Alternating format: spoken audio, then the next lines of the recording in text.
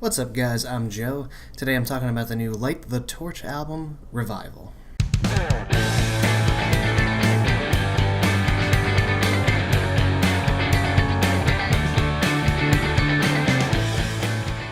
So, Light the Torch are a metalcore band featuring Howard Jones, who was with Killswitch Engage for a couple records. Albums I really do love quite a lot. Listening to this one had me going back to Killswitch all throughout the week. And I still really love As Daylight Dies, The End of Heartache. Even the self-titled one that came after that, Howard's last album with the band, has some really great standout moments on it. So I was excited that he did come back after his time with Killswitch in the band The Devil You Know, which is still the same kind of guys from this band, Light the Torch. I think they lost their drummer. There were some legal issues with the name Devil You Know. They had released 2 albums under that title, and now they have this one, Light the Torch. And Revival kind of speaks to, kind of restarting the band, going at it again. And there definitely is a bit of a change in the sound on this one.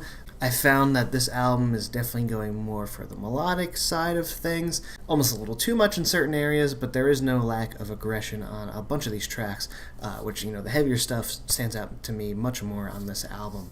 The first couple go-arounds with this one, I wasn't all that impressed by the beginning of the record, and I still think that some of the weaker songs can be found on the front end of the album, and it just sort of gets better as it goes along. I think more of the radio-friendly hooks can be found in these first couple songs, especially Die Alone, The God I Deserve, Calm Before the Storm as well. I just kind of felt they were a little too generic for me. I do like the kind of punk edge of Calm Before the Storm, but definitely the first go-around I was not feeling very enthusiastic after those first couple of tracks.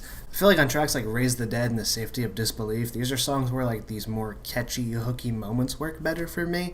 Raise the Dead has these cool building verses and with these nice chugging riffs very deep in the mix, kind of building up before a nice big chorus. The same can be said about The Safety of Disbelief, which has a nice kind of fist in the air, anthemic chorus to it. Earlier in the song, Safety of Disbelief, the verses remind me kind of that new Godsmack song, Bulletproof, which I'm not a huge fan of. I think this song just has more of an edge to it. While it kind of leans in that more melodic direction, there's just a lot of energy to the track. And Howard's screams really add to that. What always drew me to him as a vocalist was he has, a great sounding screaming voice, but also a very fantastic clean singing voice. One that always sort of reminded me of, metal singers of the past, of the 80s, things like that. Something that always came to mind was Dio for some reason. He definitely doesn't really sound like Dio, I guess just in the sort of, epic metal sense of what he's going for there. I think of a Dio or Bruce Dickinson. I don't know, there's just something about the delivery. It's kind of cinematic, it's kind of operatic at times. And his vocals on this album are fantastic. I think they're a step up from the Devil You Know records. Maybe he had been out of the game for a little bit. It took some time to get back into the groove of things.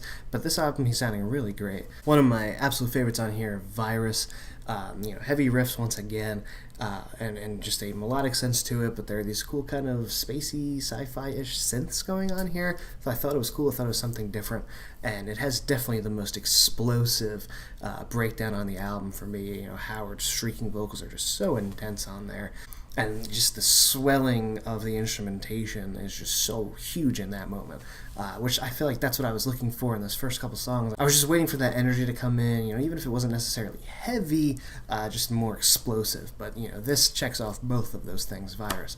Really great one. The Great Divide has a really nice chorus as well. Again, reminiscent of those sort of 80s metal type singers, the way Howard delivers it here, for me anyway. And just a cool kind of buzzing electronic that sort of drives the thing. I'm kind of getting tired of electronics mixed with metalcore or new metal or stuff like that. I just think it's not usually used in an interesting way.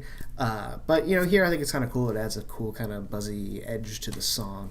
And it definitely doesn't, take over or anything like that. The Bitter End, another massive standout for me. Again, you just see the album really building in intensity as it goes on.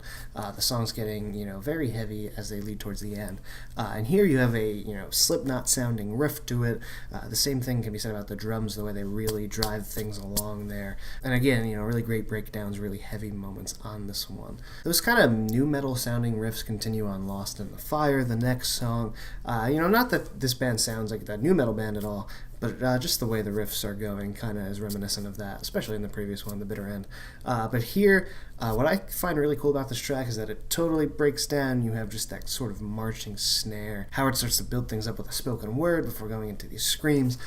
High octane aggressive moment. I think the album definitely works best when it has these explosive kind of heavy moments, but I can understand wanting to branch out and reach a bigger audience with the songs being catchy as they are and melodic. And if you're looking for another song that is just a dose of high octane metal, The Sound of Violence is definitely one of those. There's no hint of melody going on in this one. It's a nice quick aggressive in your face track, which is cool. And the album ends with one of my favorites as well, Judas Convention, which is a little slower, but it has such a great heavy drive to it. Again, Howard's vocals are great on this one. Overall, there are some really great standout songs on here for me. The Safety of Disbelief, Virus, what else? The Bitter End, The Sound of Violence, Judas Convention. Those kind of songs are really great. I like the band the most when they're going for the heavier type stuff. I like the more melodic based songs. I just don't love them, I guess. Especially those first couple tracks, I think they lean too much into that.